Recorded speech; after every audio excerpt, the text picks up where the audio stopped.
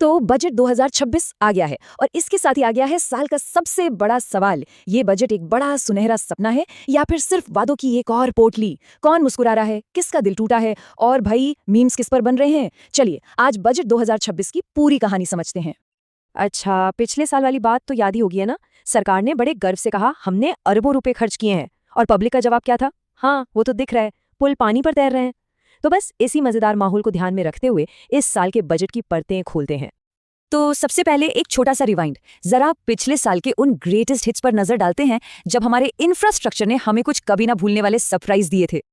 याद कीजिए 2025, अरे वही साल जब नेशनल हाईवे 66 का एक हिस्सा ताश के पत्तों की तरह बिखर गया, या जब मुंबई मेट्रो में अचानक वाटर पार्क वाले फीचर आ गए थे। और उन पुलों को कैसे भूल सकते हैं जिन्होंने पहली ही बारिश में वाटरप्रूफ टेस्ट फेल कर दिया। सोशल मीडिया ने तो नाम ही रख दिया था हाईवे टू हेल। और सवाल बस एक ही था, भाई हमारा टैक्स का पैसा आखिर जा कहाँ रहा है? तो इन्हीं सवालों, इन्हीं मीम्स के जवाब में सरकार लेकर आई है बजट 2026। और इसे कोई छोटा मोटा प्लान नहीं, बल्कि 2047 तक विकसित भारत बनाने का एक मेगा ब्लूप्रिंट बताया जा रहा है। मतलब भविष्य का एक बहुत बड़ा सपना। और इस सपने को हकीकत में बदलने के लिए सरकार ने इंफ्रास्ट्रक्चर और मैन्युफैक्चरिंग पर कितना खर्च करने का ऐलान किया है? जरा रुकिए, तैयार हो जाइए। पूरे 12.2 लाख करोड़ रुपए। जी हाँ, 12.2 लाख करोड़। इतने जीरो कि गिनते गिनते सुबह हो जाए। सोचिए जरा, इस पैसे से क्या क्या होगा। देश में नई नई हाई स्पीड ट्रेनें दौड़ेंगी, सड़कों का जाल बिछेगा और नए वाटरवेज बनेंगे। मतलब देश का कोना कोना जुड़ेगा। विजन तो सच कहूं बहुत शानदार है।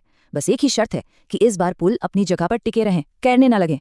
तो सवाल ये है कि इस बड़े से बजट के पिटारे से आखिर किसके लिए अच्छी खबर निकली है? चलिए जरा फटाफट देखते हैं कि इस साल जश्न मनाने का मौका किसे मिला है।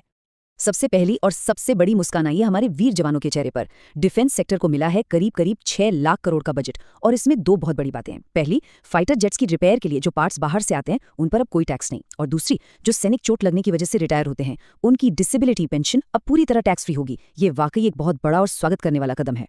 अब चलते हैं सीधे भविष्य में, मतलब साइंस और टेक्नोलॉजी की तरफ। सरकार अंतरिक्ष के राज खोलने के लिए नए पावरफुल टेलीस्कोप लगा रही है। हमारे किसानों के लिए एक बहुत ही खास AI टूल आ रहा है जो अलग अलग भाषाओं में बताएगा कि भाई मौसम कैसा रहेगा, फसल में कौन सी दवा डालनी है। और कमाल की बात यह है कि प्रदूषण से लड़ने के लिए हवा से कार्बन सोखने वाली टेक्नोलॉजी पर भी बड़ा निवेश हो रहा है। हेल्थ और एजुकेशन में भी कुछ अच्छी खबरें हैं। कैंसर जैसी गंभीर बीमारी की कुछ बहुत जरूरी दवाओं पर से कस्टम ड्यूटी हटा दी गई है। इसका सीधा मतलब है इलाज थोड़ा सस्ता होगा। और बच्चों के लिए तो और भी अच्छी खबर है। देश के हजारों स्कूलों ने गेमिंग, एनिमेशन और नई टेक्नोलॉजी वाली लैब्स बनेंगी। साथ ही लड़कियों की पढ़ाई को सपोर्ट करने के लिए हर जिले में हॉस्टल बनाने का भी प्लान है। तो सुनने में तो सब कुछ बहुत अच्छा लग रहा है ना? देश सुरक्षित, किसान हाईटेक, बच्चे भी स्किल्ड। लेकिन जरा रुकिए, कहानी में एक ट्विस्ट है। अब सवाल ये उठता है कि जब इतनी अच्छी अच्छी बातें हो रही हैं तो फिर मिडिल क्लास और शेयर बाजार वाले इतना मुंह लटकाकर क्यों बैठे हैं? यहाँ से कहानी एक नया मोड़ लेती है। चलिए अब बात करते हैं उस हिस्से की जिसका सीधा कनेक्शन आम इंसान की जेब से है और जहां शायद उम्मीदें टूट गई हैं। यहाँ पर ना एक बहुत बड़ा गैप साफ साफ नजर आता है। एक तरफ सरकार का विजन है 2047 का विकसित भारत, हाई स्पीड ट्रेनें, AI। और दूसरी तरफ है मिडिल क्लास की असलियत, जो अपनी सैलरी स्लिप देखकर सोचता है कि इनकम टैक्स में तो इस साल भी कोई छूट नहीं मिली। जो बैंक में रखी FD और सेविंग्स को देखता है और पाता है कि ब्याज तो ना के बराबर है। ऐसे में जेब भारी होने का सपना तो बस सपना ही रह जाता है। और जहां तक शेयर बाजार की बात है तो उनके लिए बजट में एक ऐसा सरप्राइज था जिसके लिए कोई भी तैयार नहीं था। एक ऐसा ऐलान जिसने ट्रेडर्स का पूरा मूड ही ऑफ कर दिया। हुआ ये कि सरकार ने सिक्योरिटीज ट्रांजैक्शन टैक्स यानी STT को बढ़ा दिया। अब ये STT क्या है? ये एक छोटा सा टैक्स है जो शेयर खरीदने बेचने पर लगता है। सुनने में तो ये बहुत छोटा लगता है, पर इसका असर बहुत बड़ा है। मतलब अब हर सौदे पर आपका खर्चा बढ़ जाएगा। और जो लोग दिन में कई कई बार ट्रेडिंग करते हैं उनके मुनाफे पर तो ये सीधी चोट है। बस जैसे ही ये खबर बाजार में फैली, मानो एक झटके में सब लाल हो गया। तो आखिर में हम इस बजट को क्या कहें? भविष्य का एक सुनहरा सपना, एक और मीम बनाने का मौका, या फिर एक कड़वी जमीनी हकीकत?